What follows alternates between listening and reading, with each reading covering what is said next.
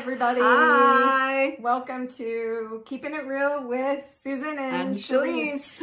I forgot what our name was. I know, it's been a while since we filmed. So we only film once a month-ish, and we couldn't even, it's been like 6 weeks because we both had stuff going on. So It's been a minute, and I forgot the name.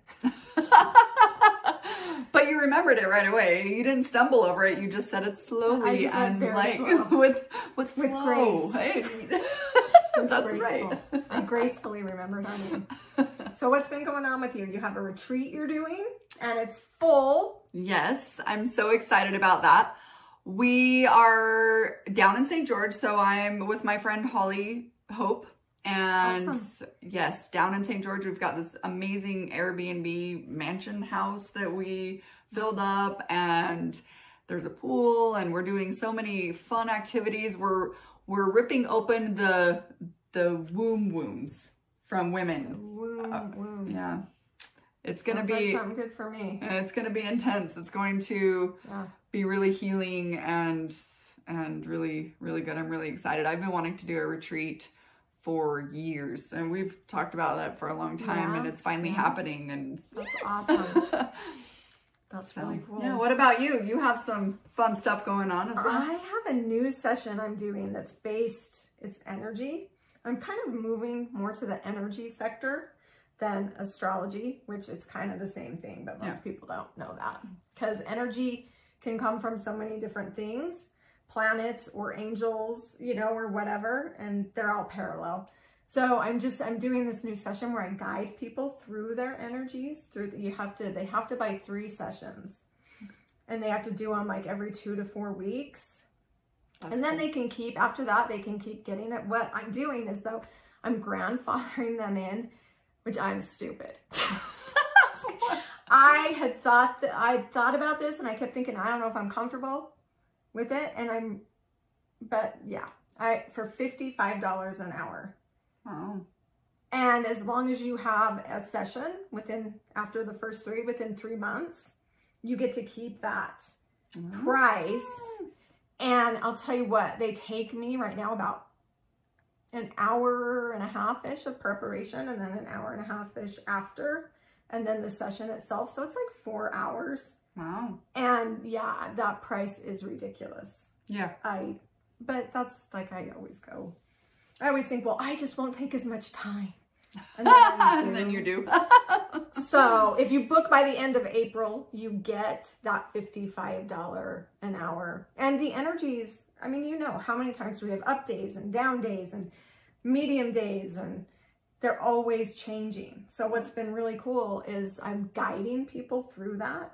Nice. Because in my life, tell me how you are. So when you make when I've made decisions in my life that someone told me to do or pushed me, I've regretted them.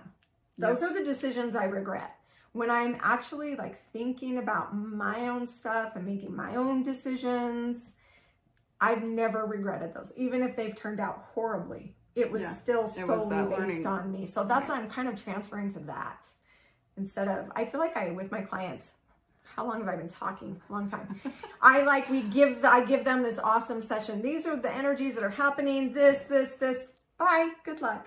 And then, and so I feel like I'm just dropping them off on the sidewalk. See ya. Good luck in life. And I don't want to do that anymore. I want everyone on this planet to be happy and healthy, and because as we do that, like your retreat, you're helping people, you know? Yeah. That's my goal. So that we're all kind, loving souls. Well, and we all have so much stuff that we're working on, and everything, and some are more intense than others at times, and some are, you know, just their daily stuff. It's okay.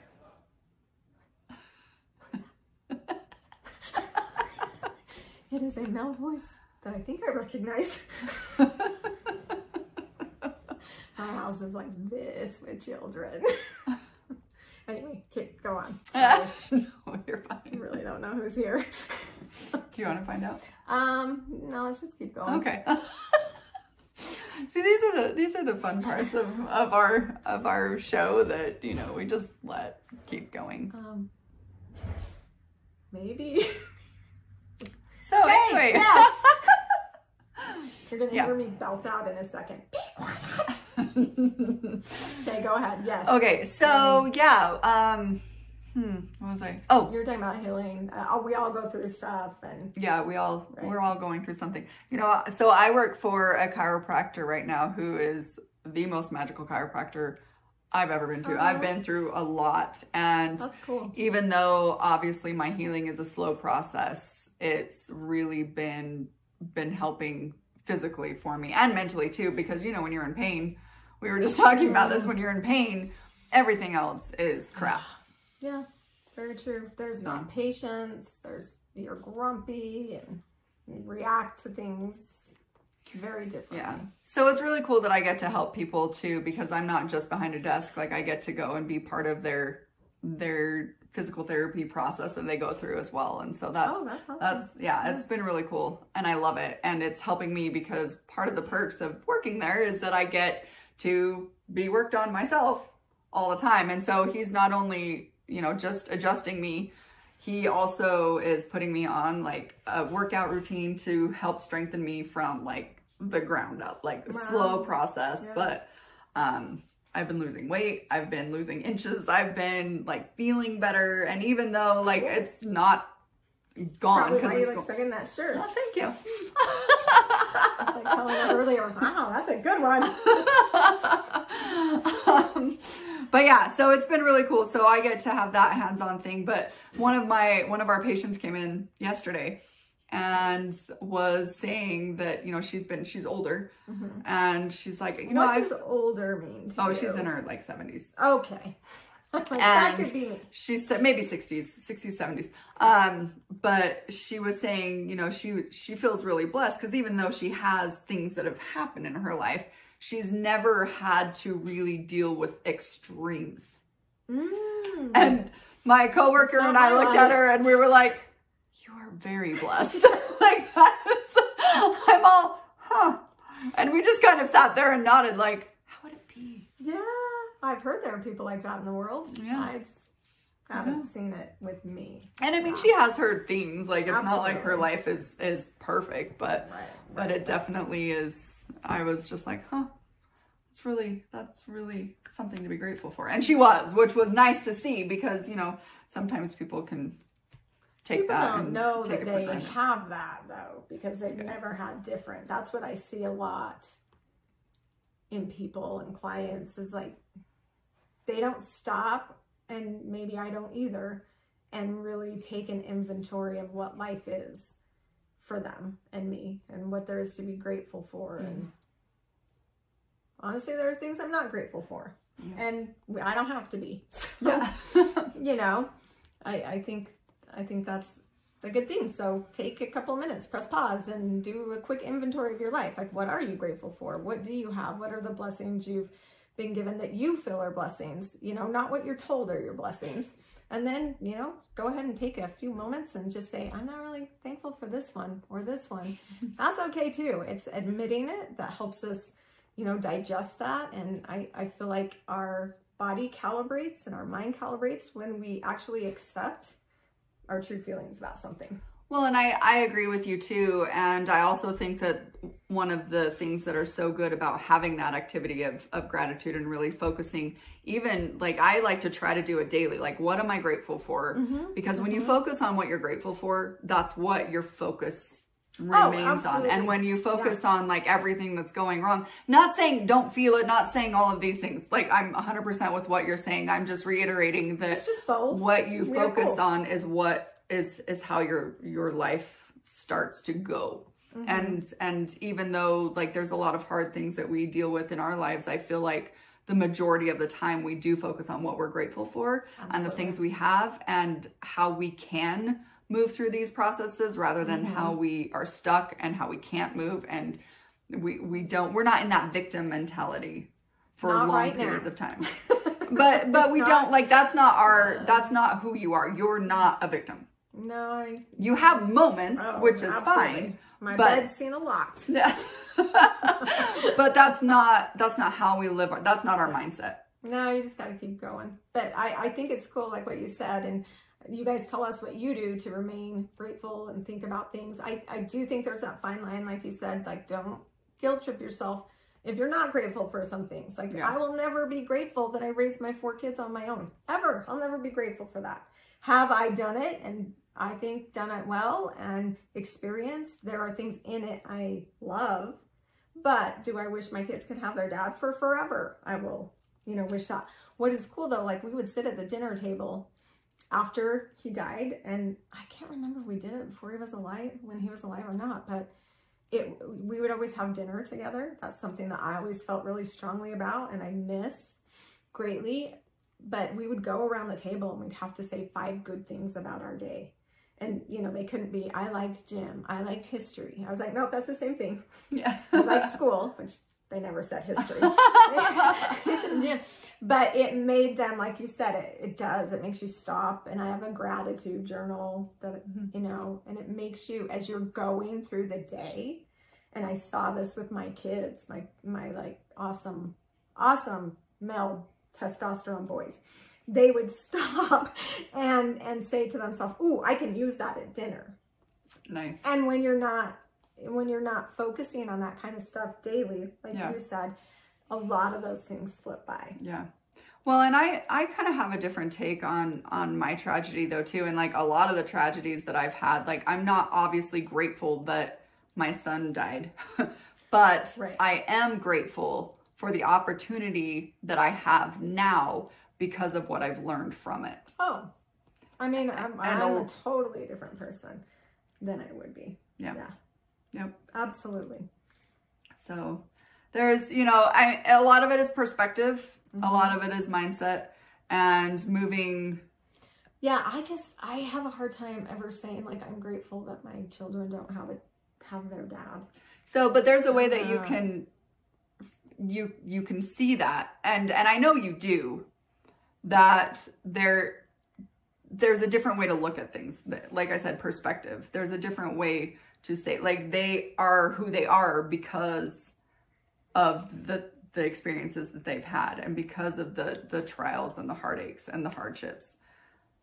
That, like, that's something to be grateful for because of how they've turned out. And it's just, they could have turned out better. I don't know that. Maybe. So what I'm loving about this though, because this is one of we're clashing, because this is what I feel like society has some wounds with, is accepting those other feelings over here. Just like I feel like we are to a point, I'm going to say like brainwashed to, we have to be grateful for everything. And if I think something negative, it's going to come back and bite me in the ass. And, oh God, I feel guilty for this. When I'm working with clients and stuff and really give them that, I say, okay, tell me something you're not grateful for then. There is a release. It is okay.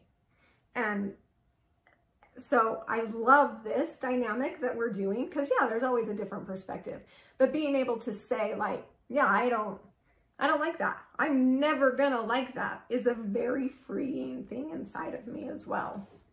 So, and that could be because I definitely get dark too. Like I have my dark moments. That's where not a dark moment for me. That's just like I'm not grateful for that. That's not dark to me. It's just a fact for me.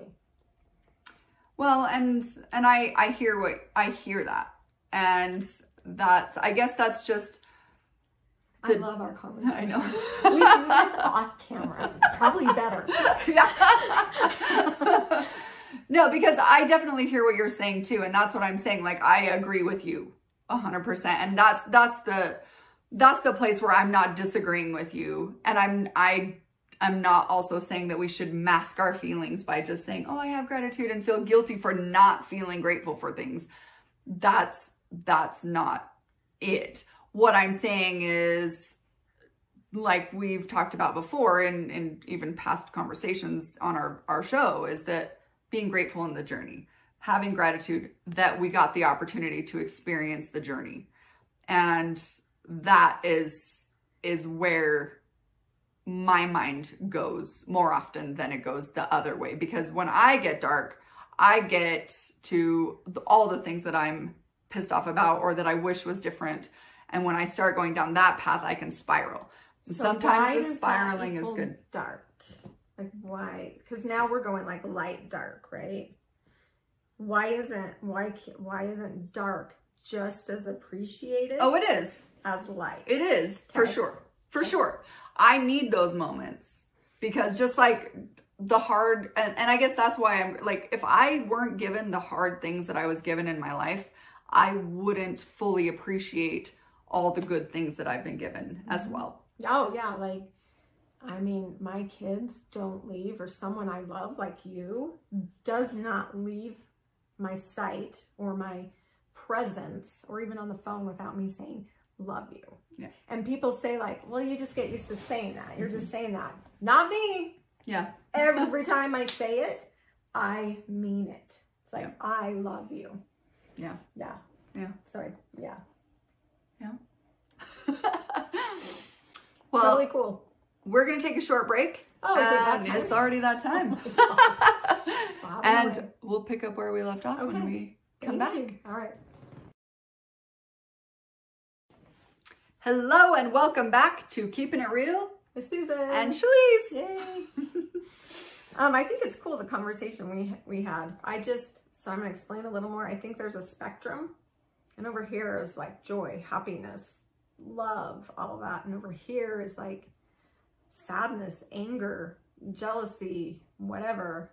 And as we allow ourselves to feel some of these, I feel like our bandwidth grows for these. And I feel like that's what you're saying too. Yes. Like, okay, so when I'm over here, whatever, and I accept it and I love it, and I actually love it. I love doing it. There are some days I'm like, I just need to go feel the anger, like, and let myself release it. And then I do it. What I have found, it takes like 30 minutes to release an emotion like anger, sadness, whatever. Like I can't cry longer than 30 minutes usually, or get mad longer than 30 minutes. But as I do that, then when I'm done, I am like clear over here. Yeah. With, oh, but I have this, or I have this. Yeah. And I'm mad about this, but it taught me this. Yeah. So I see the width of like these going up. What I do notice in people that don't allow themselves to do this, they suppress it. They're only like right here. Right. The ability to really feel the joy and love and happiness. It's not full. And then they go back there so much quicker. Yeah. It's that like boink, boink. What was that noise? Boink, boink. But then you're not feeling complete joy and bliss and happiness. Maybe for a second. Yeah.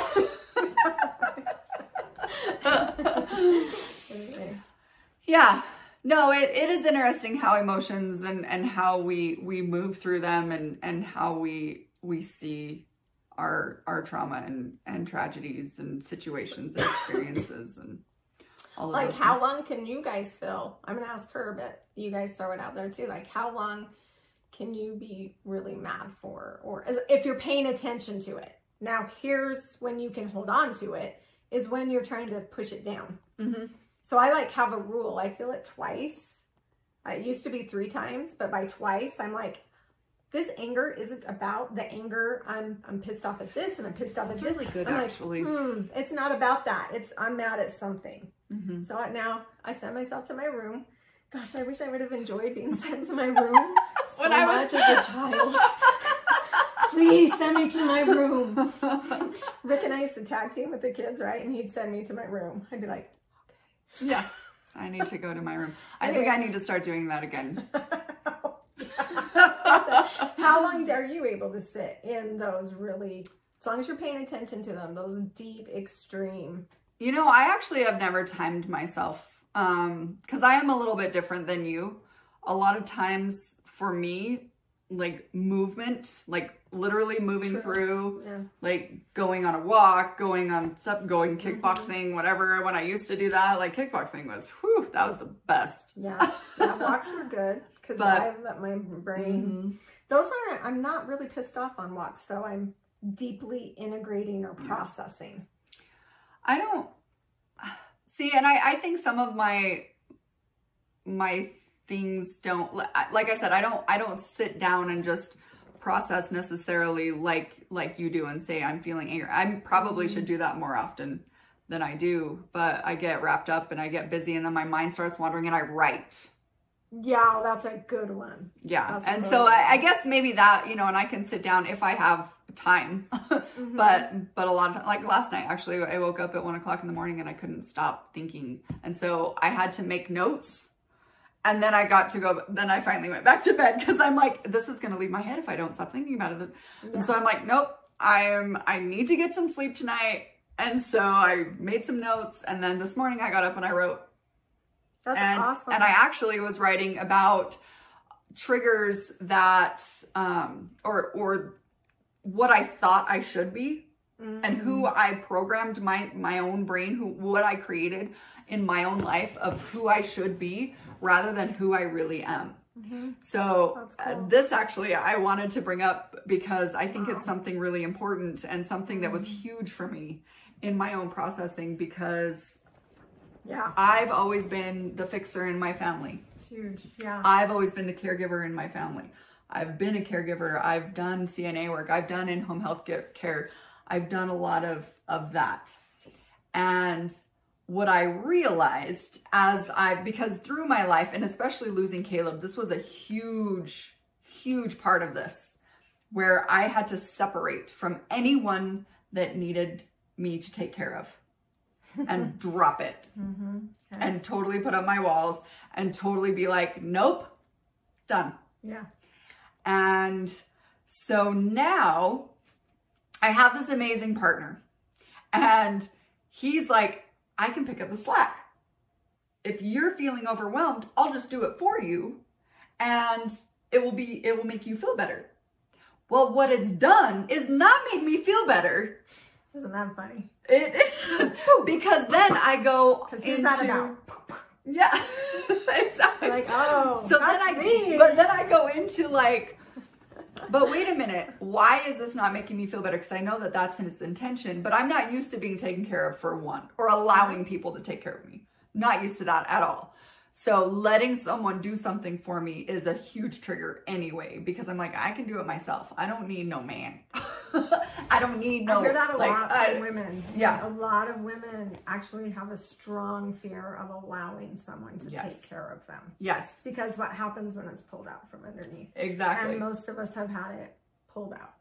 Or they start to get to that point where it's like, oh, now I'm going to start resenting you because I'm doing all these things for you. So, I mean, these are stories I'm making up in my head. These aren't what's really happening. So, because I've been I've had so much healing through my years, I'm now at that point where I'm like, holy cow, like I see it coming up.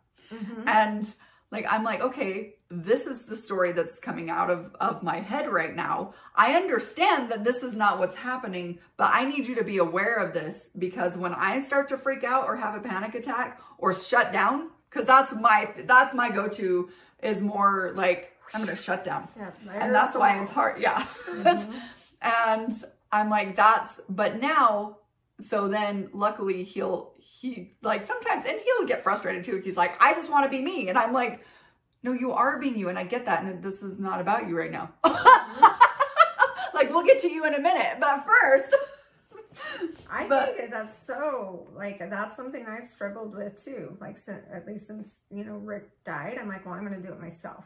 I'm never going to be put in the position to be so taken off guard or my whole life turned upside down. So I'm just going to make sure everything is on me and I'm taking care of all of it. And I mean, yeah, I went on a trip last week or a couple weeks ago to like Havasu, and I've been having health issues to where I couldn't.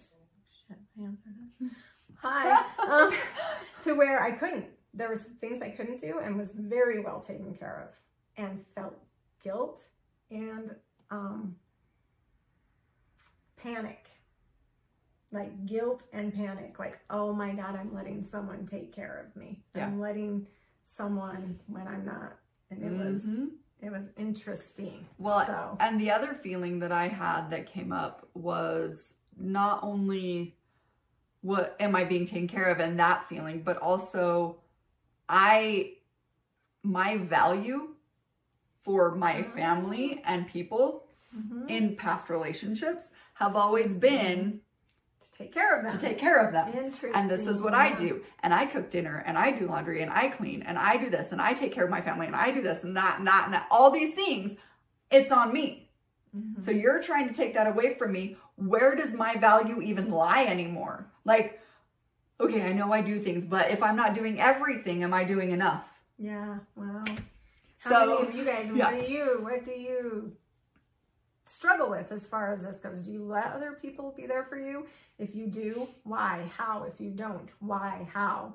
You know, I think it's a really big one. I am getting better, but it's a process. Yeah, it's not going to happen overnight. So thank you for being patient with me. Because we watch these? Yeah. Hi! That's awesome. But I think it's good, like, especially as women, and that's one of the things. It's like we have such that maternal instinct that we feel like being taken care of sometimes is us not doing enough or not being enough, because our whole identity is wrapped around it, and it's undoing those stories and creating new ones. Well, but the first step that I find awesome in what you're saying is awareness. Yeah. And so going back to what we were saying about the feelings and the spectrum, and you've had to allow yourself to be over here to find the awareness of what's going on. Because if you don't find that, you're not able to even grow this. Yeah. Which is allowing him to do stuff for you. Exactly. Allowing, you know, dinners. I had almost every meal made for me for a week. It was awesome. Yeah. Well, and he, like, I'll come home from work now since we're both working, and he'll already have dinner made because he gets done earlier than me. And I'm like, okay. What am I supposed to do? Yeah. But I mean, it is, like, in the moment, it's easier to accept. It's when I really sit there and be like, what is going on in my head right now? Like, why am I starting to be like, I'm not doing enough. I'm not doing enough. I'm not, am I contributing it? Am I contributing enough? Am I being a good enough woman? Am I, you know, giving back? Because I'm all about that equal exchange of energy. And what if I'm not giving? Oh, but you know what the coolest thing is though, is that I feel the most, which is funny why this is coming up, because I feel the most balanced and the most joy in my life that I have ever felt in my entire life. Entire life. Good. I've never been, even the bad days, I'm like, this is my new bad day. Like, that's awesome. It's like, I'm all, what is this? Yeah. Like, okay, I can just tell you I'm having a bad day and you like accept that. Like, I don't have to pretend. And it's okay. And I'm okay. I like going, I like going to work, and I have a boss who's like super understanding, and like we're a team at work, we're a team at home, we're like, what is happening? It's a weird feeling. Yeah. That's very cool. So anyway, yeah. All right. I think this one's good. It's about emotions, and if you feel them and how you work through them, and are you even aware? Do you take the time? And if you're not, I know a couple of... They're not watching this. All right. That's true. Unless they're someone in my family who wants to be a good family member and a good support. And I have those too. But no, I think that, you know, if you are watching this and there are things that you're stuck at, or places that you're stuck and you want to move to the next level, then go ahead and reach out to Susan and or me, and we can work through these moments. Yeah. And these sessions have been awesome, because it's like I can tell people, well, this is what's going on here. Like you're a forest fire burning up and feels like shit, but you're getting rid of dead weight. So yeah, you never have to go through it again. Yeah. Great session. Yeah. Well, I'm excited for your retreat, and you guys follow her to figure out when the next one is and go to it. I'm sure it's fabulous. Yeah, for sure. All right. Okay, well, love you guys. have a lovely week. And we didn't have our guest on this time, but next week, our guest is coming up. So yep, we're excited. All right. Okay. Have a good one. Thanks. Mwah. Bye-bye.